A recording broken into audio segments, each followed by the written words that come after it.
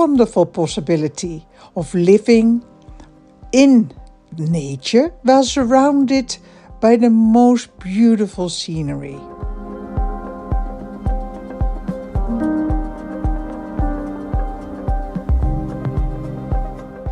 There is another side to living in a remote place.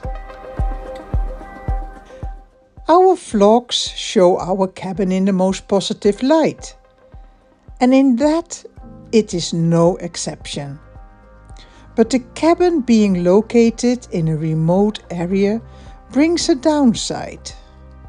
Because it stands so isolated, the nearest hamlet is 5 kilometers away, means that we have no neighbors who could keep an eye on our property while we spend time away from the cabin.